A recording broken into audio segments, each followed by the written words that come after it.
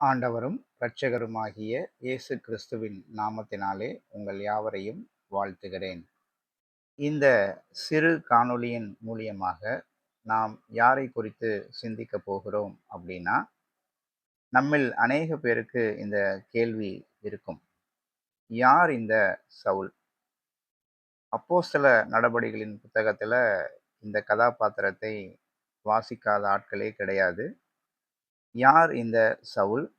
சவுலினுடைய கோத்திரம் என்ன? சவுலினுடைய கல்வி அறிவு எப்படிப்பட்டது என்பதை குறித்ததான முக்கியமான தரவுகளை இந்த காணொளியின் மூலியமாக நாம் காணவிருக்கிறோம். இணைந்திருங்கள்.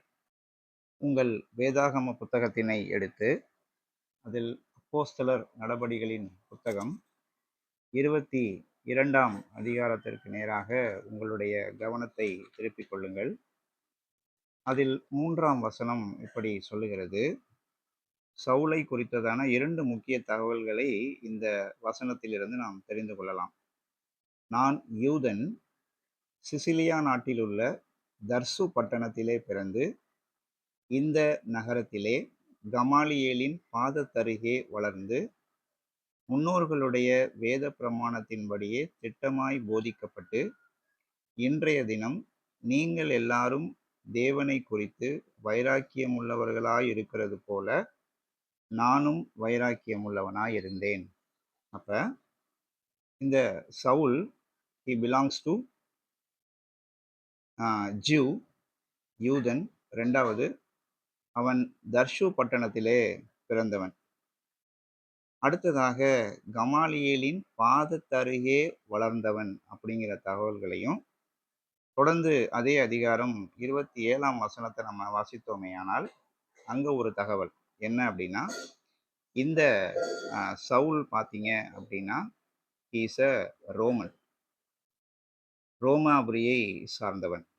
சரிங்களா? இந்த முக்கியமான தகவல்களோடு நம்ம அப்படியே நம்முடைய கவனத்தை எங்க திருப்பணும் அப்படின்னா, அப்போஸ்தலர் நடபடிகள் 7ஆம் அதிகாரம் 58ஆம் வசனம்.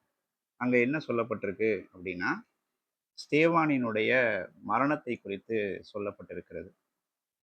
ஸ்தேவானினுடைய மரணத்தை அங்கீகரித்தவனும் யாரு அப்படின்னா, இந்த சவுல் தான். அப்ப சவுல் அந்த நாட்கள்ல கிறிஸ்தவர்களை துன்புறுத்துவதுல மிக துரிதமாக செயல்பட்டார் அப்படிங்கிற தகவல் நமக்கு கொடுக்கப்பட்டிருக்கிறது.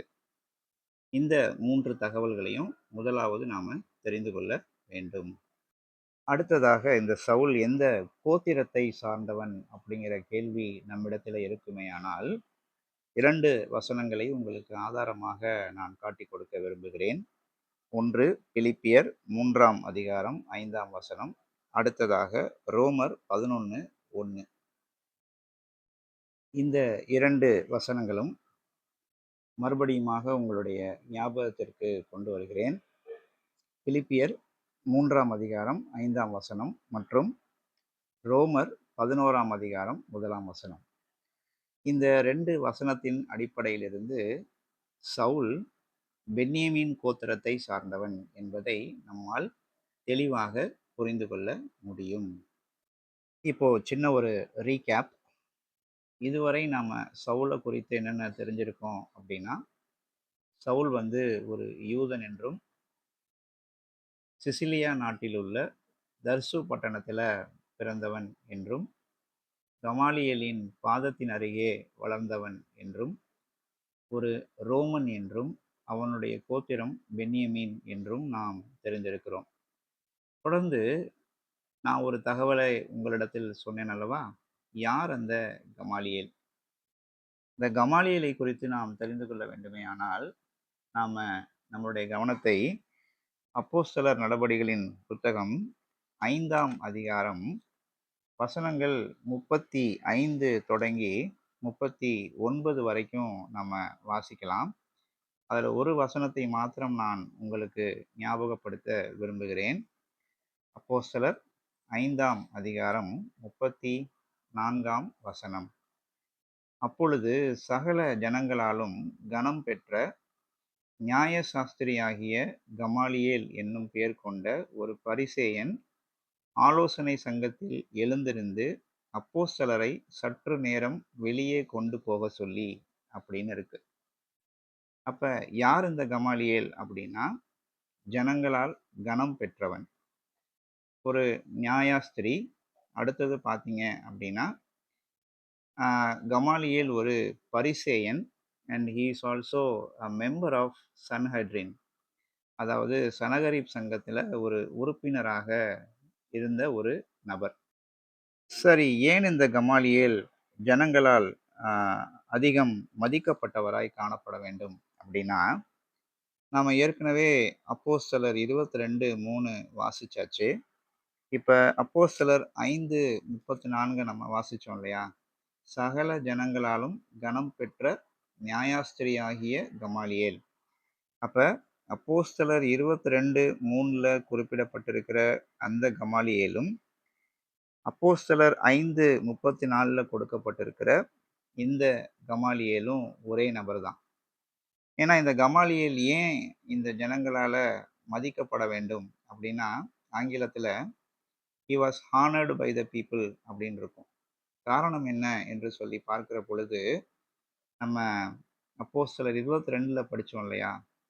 அந்த வேத பிரமாணத்தை திட்டமாய் போதித்தவர். He was a teacher of law. இதன் நிமித்தமாகவே இந்த கமாலியேல் ஜனங்களால் அதிகம் மதிக்கப்படத்தக்கவராக இருந்ததாக நமக்கு வேதாகமம் ஒரு குறிப்பை கொடுக்கிறது. சவுலை குறித்து தியானிக்கிற ஒவ்வொருவருக்கும் இந்த அடிப்படை தரவுகள் மிக பயனுள்ளதாக இருக்கும் என்று நான் கிறிஸ்துவுக்குள் விசுவாசிக்கிறேன். தொடர்ந்து எனக்காகவும், இந்த ஊழியத்திற்காகவும், இந்த காணொளியை கேட்டுக்கொண்டிருக்கிற மக்கள் ஜெபித்துக் கொள்ளுங்கள். நிச்சயமாக உங்களோடு கூட நானும் சேர்ந்து இன்னும் வேதத்தை அதிகமாக ஆராய கர்த்தருடைய ஆவியானவர் நமக்கு உதவி செய்வாராக. ஆமென்.